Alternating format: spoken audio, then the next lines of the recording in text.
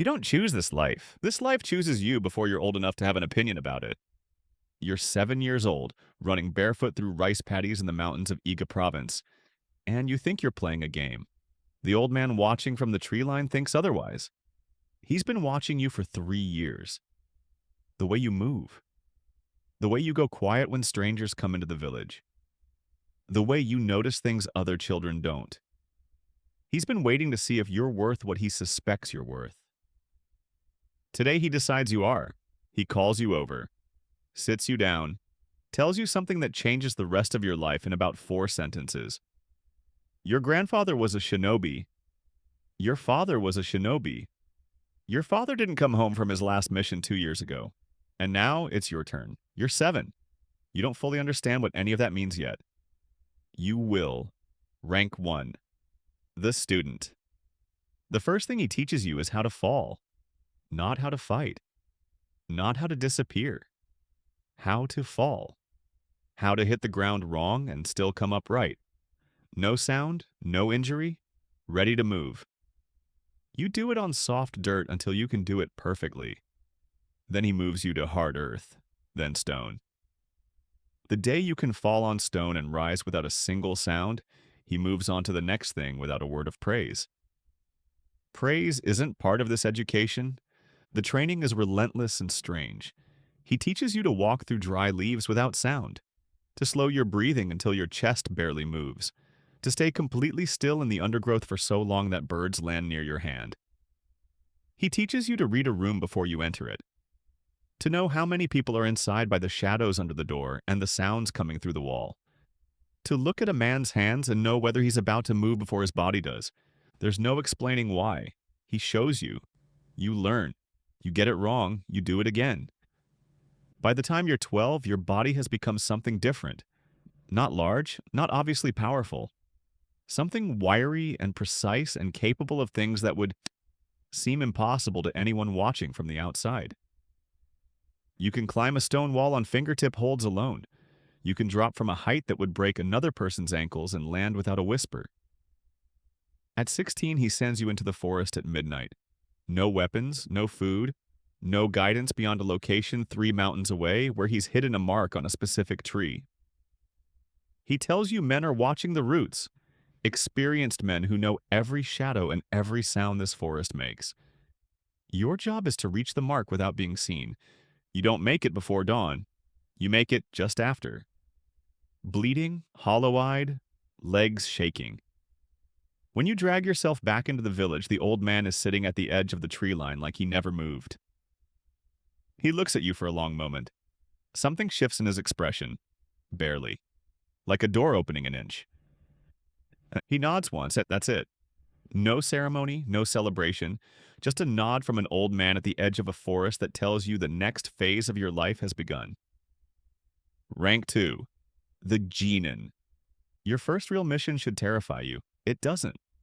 And that's the first sign that you might actually survive this.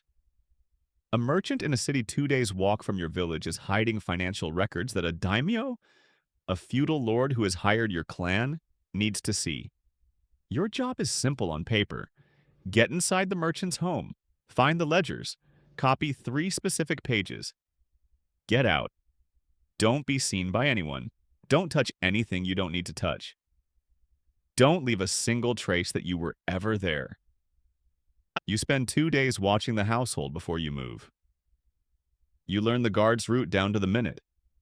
You figure out which dog responds to dried fish and which one doesn't. You find the window on the east side that the household has stopped checking because the latch has been broken for so long everyone assumes someone else fixed it. On the 3rd night you go in.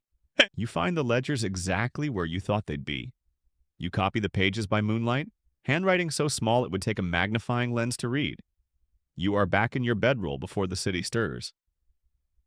The clan leader looks over your work, doesn't say a word, passes it to the Lord's messenger. You get your cut of the payment. It's not much. That's a Genin's share. The men who never leave the village take the rest. But here's what the money doesn't tell you. What those 3 pages of copied figures actually do. The merchant is exposed. The Lord moves against him. A supply line that was quietly bleeding resources from 3 neighboring provinces gets shut down overnight. You copied some numbers in the dark, and somewhere a small war that nobody knew was happening just ended. The missions grow from there. You start spreading false information through a lord's court. Rumors so carefully constructed that by the time they reach the right ears, they feel like the truth. You place herbs in a general's food supply. Not enough to kill anyone. Enough to make his entire army too sick to march on a specific day, buying your clan's client time to reposition. You learn that killing is actually the bluntest and most expensive tool available to a shinobi. The real art is changing what happens without anyone seeing your hand move. Then 2 boys from your training cohort don't come back from a castle infiltration in the east. You find out not because anyone tells you. You find out because their sleeping mats get cleared one morning and their names stop being used in conversation. That's how the clan handles loss. Clean, fast, forward. No space for grief because grief is a weight that gets people killed. You don't ask what happened to them in that castle. You already know it wasn't quick. You get more careful, more patient, more precise, and you survive. Rank 3. The Specialist. Most Genin die as Genin. That's just the math of this life. The missions are dangerous, and the clan sends a lot of young men into situations that are designed to be survivable but often aren't. The ones who make it to old age are either exceptional or lucky, and the line between those two things is thinner than most people want to admit. But every so often, someone surfaces who does something so well, the clan changes how they use them. Your thing is people. Not fighting, not climbing, not lockpicking, reading people, getting inside places, becoming, for however long the mission requires, someone else entirely. Not with costumes and disguises, with something much harder to explain and much harder to detect. You figure out early that people don't actually see faces. They see what they expect to see. A man moving through a lord's compound with the specific unhurried efficiency of someone who belongs there. Head slightly down, pace just right, aware of everything and visibly aware of nothing. That man belongs there, even if nobody in the compound has ever seen his face before. The expectation does the work. The reality almost doesn't matter. So you stop training as a fighter and start training as a ghost of a different kind. You learn lives, not roles. Lives. The way a merchant's body carries years of sitting at a desk. The specific quality of exhaustion in a foot soldier who's been standing guard for 6 hours. The precise amount of deference a lower retainer shows a senior one. Not too much, which reads as fear, not too little, which reads as disrespect. Exactly the right amount, which reads as normal. You spend 3 months inside a powerful lord's household as a kitchen servant, not sneaking in at night, walking through the front gate in daylight, presenting documents your chunin forged, getting assigned a sleeping mat in the servants' quarters like everyone else. 3 months of being invisible the way servants are always invisible to powerful men. 3 months of listening to conversations that were never meant for your ears. You find out which of the Lord's advisors is taking money from his rival. You find out about a meeting that happens every week with a man the household officially doesn't know about. You find out that the military alliance everyone believes is unbreakable has a crack running through the middle of it that's been widening for 2 years. You carry all of it in your head for 3 months.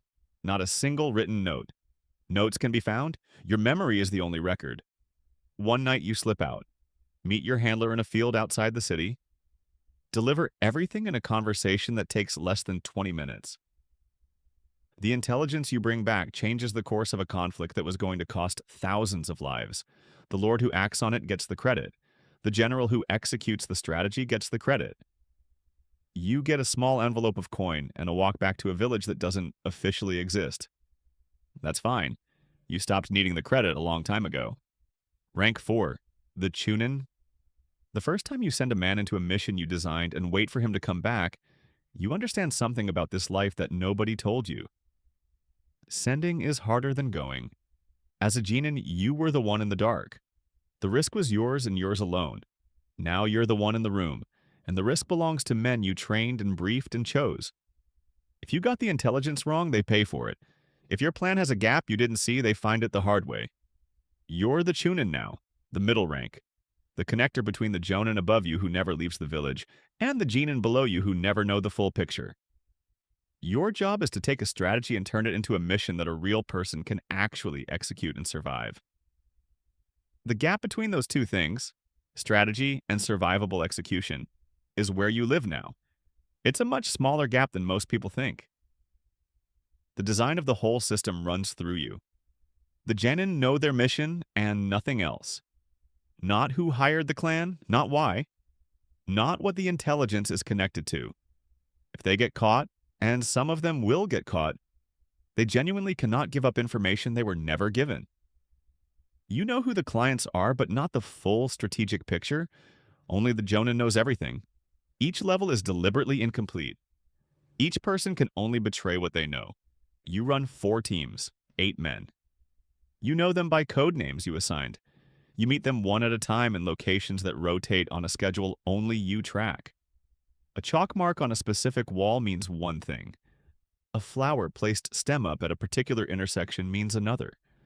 A phrase embedded in ordinary conversation means meet me tonight, third location when the city goes quiet. The mission that defines your Chunin years runs across 11 days and 3 cities. A lord needs 3 of his rival's most dangerous advisors removed from influence. Simultaneously, without any trace leading back to him. Not killed. The political consequences of assassination are too unpredictable. Discredited, isolated, made into men their lord no longer trusts. 3 teams, 3 cities. No team knows the others exist. The coordination exists only in your head and in messages you burn after reading. On the 11th day, all 3 advisors fall within a week of each other. The war they were building toward never happens. A battlefield that would have been soaked in blood stays dry. Farmers go home. Soldiers don't die. And nobody anywhere has any idea why things suddenly went quiet. You sleep better that night than you have in years. Not because of what you achieved, because everyone came back. Rank 5, the Jonin. You are 41 years old and you haven't left the village on a mission in over a decade. This is what the top looks like. Not glory. A room, a fire, messages that arrive in code and leave the same way. The Jonin is the head of the clan, the only one who sees the full picture, the one who knows not just what is being done, but why, and what it will mean 5 years from now when the consequences ripple out in directions nobody else is thinking about yet. The lords who hire you never know your name. They know a title. They meet you in ordinary places, a specific tea house, a bridge at a specific hour, and you look like a prosperous merchant on a routine journey. Nothing about you signals what you are. That invisibility took 40 years to build. It's more complete than anything you could have managed in the field because the best disguise isn't a costume. It's a life that looks boring. You've watched feudal Japan from the inside of its secrets for 4 decades now. You've seen lords rise on intelligence your clan provided and fall on intelligence your clan chose to withhold. You've watched battles that history will credit to brilliant military minds turn on a single piece of information that reached the right person at exactly the right moment because a genin you trained ran it through a mountain pass in the dark without stopping to sleep. The power you hold now is nothing like the power you felt as a young shinobi disappearing through a castle window. This power is quieter, heavier, and infinitely more dangerous. One night, a powerful lord comes to you with a contract. He wants your clan to confirm information about a neighboring lord, information that, if confirmed and delivered to the right people, leads directly to that man's execution. The information is accurate, you've already verified it. The execution might even be justified. But you've seen this exact shape before. The man sitting across from you isn't interested in justice. He's clearing a path. And once the path is clear, he becomes something significantly worse than the problem he's asking you to solve. You tell him no. He doesn't take it well. Why would he? He has armies. He has the kind of daylight power that makes men like you invisible by comparison. He starts to explain, slowly, patiently, the way powerful men explain things to people they've decided can be intimidated. Exactly what declining his contract is going to cost you. You let him finish. Then you explain something to him very calmly. Your clan keeps records, complete records, every contract, every mission, Every piece of dirty work every lord in this region has ever paid your clan to execute from the shadows. His name appears in those records more than most. You explain that these records are stored somewhere that guarantees their survival regardless of what happens to you personally. The Lord goes very still. He leaves without another word. The contract is never mentioned again. You pour yourself tea and sit alone with 40 years of other men's secrets and the specific silence that comes from knowing exactly how much you know and choosing, very deliberately, not to use it. That restraint, that choice. That is the Jonin's real power, not the men in the field. The weight of what you know and the discipline to hold it. The end. You die in your bed at 63. That alone is a kind of miracle in this life. Most shinobi don't get beds. They get mountain passes and river crossings and castle floors and unmarked ground. Dying in a bed at 63 means you called it right, every time or close enough, across 4 decades of decisions that could have gone the other way on any given night. The clan doesn't pause. Your replacement has been ready for years. The knowledge passes. The missions continue. The genin running through the dark tonight have no idea you existed. The lords who hired you will take your secrets to their own graves because they have no other choice. Everything you did, every shadow you moved through, every life you wore like a borrowed coat, every outcome you shaped from a room where nobody could see you, disappears into the silence that history keeps for people it never names. Somewhere in Iga Province tonight, a 7-year-old boy is running through a rice paddy thinking he's playing a game. An old man watches from the tree line, patient, still deciding.